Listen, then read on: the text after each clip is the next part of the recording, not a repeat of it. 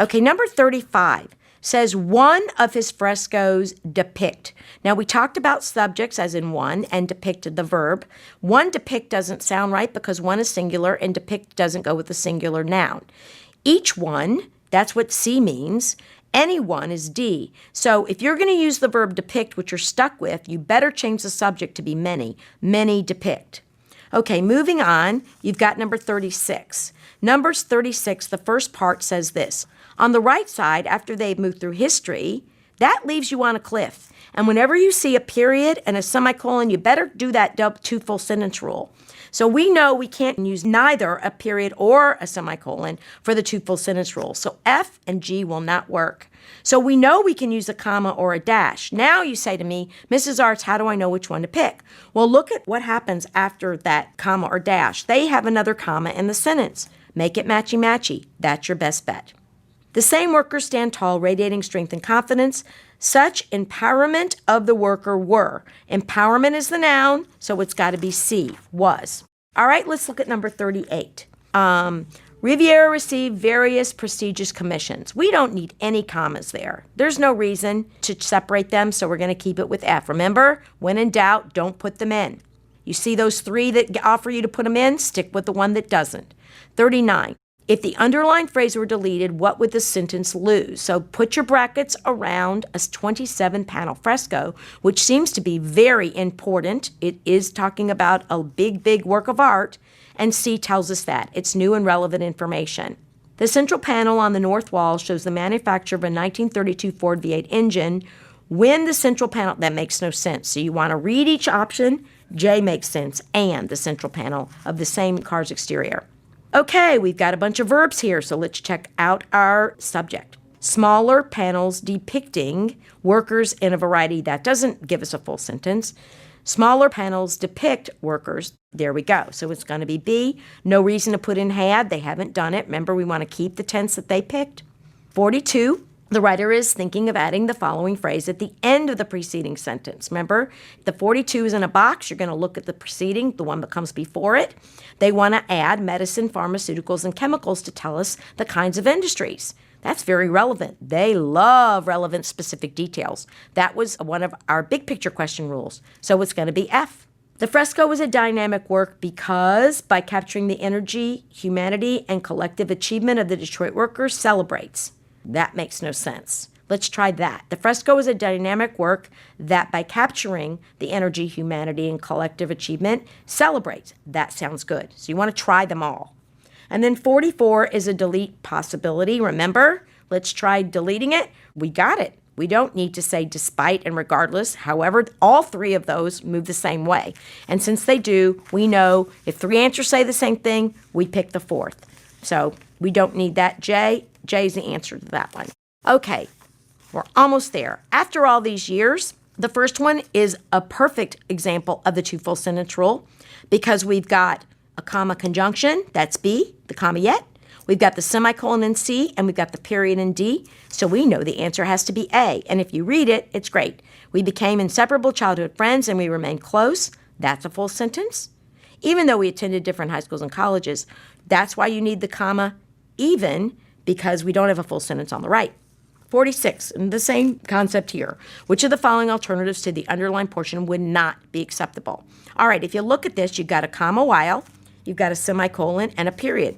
See what I told you? If you know those three things are equal and you circle not, you know the answer has to be J. Number 47 is a perfect example of two rules. One is the Nike rule and one is the double comma rule. That's why we have to say importantly, and that's why though should be in double commas. So the answer is C. Number 48. Here's a big picture question. A goal question. Which choice would best express the narrator's positive reaction to speaking with Joan and the narrator's fondness for her friend? Her voice sounded wonderfully familiar as F. Now let's check the title. After all these years, this whole thing is about their relationship. The question is asking us about speaking with Joan, the narrator's reaction to speaking with Joan and the narrator's fondness. So we need those two goals. Wow. When I say someone's voice sounded wonderfully familiar, that's a good thing. So F looks good. She said she would arrange her schedule so that we could meet. That doesn't give us any emotion. She told me that she recognized my voice. That doesn't fulfill the goal. Her quick words and the sound of her laughter surprised me. Surprise is not the same thing as a warm emotion. Let's check 49. Through my parents, whom were still in touch. Would you say they were still in touch or them? You would say they, so the answer is B. I learned that Joan was currently living. Perfect. This is all from first person, so we're going to keep it at F. Number 51 is a sequencing question where you'd have to look at it and see whether the order of paragraph 3 makes sense or not. So if you're rushed for time, you would want to guess on these. And a good guess would be A or B because typically the first sentence is always right. So if you actually had time to do it, the first one you could write in 1, 2, 3 because that's how it's written in the passage. So then you'd only have to read sentence 3 and see if it made more sense coming before sentence 2. And it does. The answer is B. Number 52 is pure redundancy, so J, delete, works great. F, G, and H are just all repeating the same stuff that's in there before. Number 53, which of the following alternatives to the underlined portion would not be acceptable? If you read them, was glowing, glowed, shined, all work, but shoned, we don't say that. 54, if the writer were to delete the preceding sentence, what would the essay lose? And if you reread that sentence, put brackets around it. It was 20 below zero and the sky shone with a pale gray light. Those are all H, descriptive details, which describe the scene, which is perfect. 54, if you don't know this one, if you've never heard this expression, don't feel bad. It's kind of an old expression. We slipped into our familiar habits. So it is A. Number 56 is an unscrambling question. You have to think about each choice literally and see if it makes sense. And for all of those of you who don't know, a rabbit hutch is a rabbit cage. So, like for example, F says, we would sit in the field behind Joan's house atop a rabbit hutch, and I don't know many people who live in a house atop a cage. So the only one that doesn't make that kind of logical mistake is H, atop the rabbit hutch in the field behind Joan's house. 57 says, which of the following alternatives would not be acceptable? Okay, now you have to read these. We got engrossed in our work. We say that. Acquired by our work, that doesn't really make sense. Immersed in our work and engaged in our work, yes. So the answer is B. That's the one that doesn't work. Hopefully you're circling the word not and not making me angry at you. 58, which one doesn't work? She was firm with her decisions, that works. Regarding her decisions, about her decisions, if you say them out loud in your head, we just don't say she was firm along her decisions. So H doesn't sound right. 59, given that all the choices are true, which one would best conclude the essay by effectively summarizing the main idea? Now, I referenced this in your lesson. It's called After All These Years, and it says the years of separation had not affected the heart of our connection, our friendship, which is perfect. If you read B, C, and D, you'll see they don't follow the title. And number 60, upon reviewing the essay and finding that some information has been left out, the writer composes the following sentence incorporating that information. Yet, despite such strong ties, we moved far apart as adults and lost touch. And if you read that, you would want to check each spot. If you run out of time, guess, but it makes the most sense at the end of paragraph 2, where she finishes talking about being in childhood, and then the next paragraph starts when they were older. So it's G. On to the very last one. Okay. The first one is A, no change. Many thousands of years ago, people around the world began attaching different stories to the stars in the night sky. That makes the most sense without going into it too deeply. The sun sets gradually. The images, that's a run-on, so we want to have a comma and. That's why H is correct. See if there's anything wrong with 63. In other cases, the pattern, comma, or constellation, comma, may be a figure with a different kind of meaning. We can take out comma or constellation, and it makes sense, so we know we can keep it. We remember the 2 comma rule. It works great. Number 64, given that all the choices are true, which one ends this paragraph with the clearest allusion to Orion as the constellation is described later in the essay?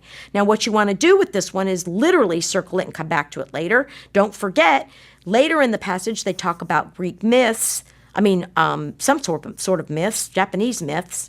So H is going to be the answer, but you can't possibly know that, and you don't want to read the whole thing twice. So you'd circle 64, come back to it, and know that the answer is H. 65, given that all the choices are true, which one offers visual information about the stars? So the only thing that's visual is D, forming a straight line. That's pretty easy. Hopefully you circled visual. Number 66, which of the following alternatives to the unlearned portion would not be acceptable? So observers, viewers, night sky watchers, and stargazers work, but overseers are different. You oversee a project. You don't observe, watch, and stargaze the sky. So that would be the best one. You don't oversee the sky. 67, given that all the choices are true, which one provides a detail that has the most direct connection to the information that follows in this sentence? So you literally have to read the next sentence, and the next sentence deals with agriculture. So that's why A is the answer. These are all very easy. You just have to pay attention to what they're asking you. Now you've got all this extra stuff, F, G, and H in number 68. It's awesome. You'll be amazed. Consider if you will. We don't want extra words. We talked about that. J is going to win. Let's look at number 69. This is the hardest question, actually. It says, it's in other parts of Japan, the same 3 stars appear in a constellation representing the floor-length sleeve of a woman's kimono.